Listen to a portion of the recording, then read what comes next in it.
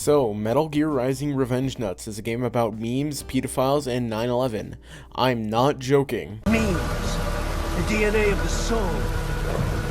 Like I said, kids are cool, Jack.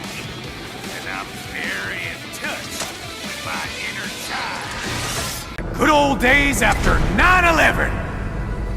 But besides that, this game is also a game that has been skyrocketed back into the spotlight due to shitposts and memes. So, is the game these shitposts come from actually good? No, it isn't. It's fucking great. So, as I always say, let's dive straight into this shit. The gameplay is lovely. A hack and slash with some added elements to make it unique. Reminds me of something. But I digress. It has your standard mechanics: light attacks, heavy attacks, parrying / dodging, and healing off enemy corpses. As you do. But then you have the more unique mechanics of the game, such as Blade Mode, where you can hack at enemies whilst the game slows down, or the weapons belonging to the Winds of Destruction, such as Monsoon's Size, called Dystopia, which allow Raiden to close the distance between enemies, or Sundowner's Pincer Blades, Bloodlust, which allow the player to deal heavy damage to enemies, but with a slow wind-up to even it out. And speaking of the Winds of Destruction, they make up most of the game's bosses, and they're great. Mistral is a fun boss, and she pretty much makes sure the player can use Blade Mode properly, as a lot of her quick-time events end in the player getting a Blade Mode opportunity. Monsusi is also great and essentially serves as a test of your parrying abilities, with him having a lot of quick and swift combos that you need to relentlessly parry until you get the chance to attack. Sundown Syndrome is not all too great in his first phase, and most people don't even know about the second phase because of how easy it is to kill him in the first phase. But when you do get to that second phase, fantastic. I love it. And it essentially acts as a skill check if you're dodging to that point. And I don't know how to dodge, so fuck. And Jetstream Sam, one of the best bosses in gaming, and he mainly focuses kind of on your patience.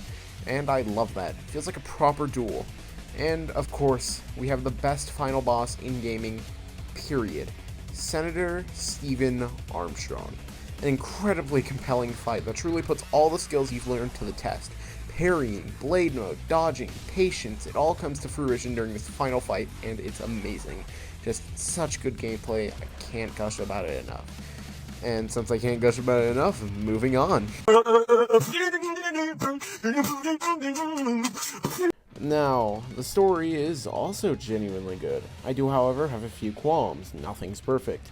Firstly, Jetstream Sam. Maybe I'm on the spectrum, but what exactly was he trying to accomplish with getting Raiden a feel for the people he's killing? I don't think Jetstream Sam would do any of that.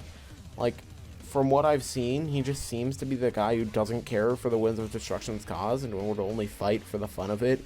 I digress. Also wish that Kazim could have appeared in the main game, possibly, and could have gotten some actual characterization. If I were to incorporate him, I would have put him as a body double boss in Chapter 4, replacing the Mon Sigma body double. That means Blade Wolf's DLC can still happen perfectly fine. It also would have been neat to see all the Winds of Destruction in Chapter 0, but I digress. And finally, I wish we could have seen some more DLCs for other characters.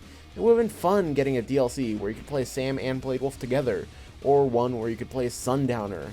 Other than that, a solid story for a great game.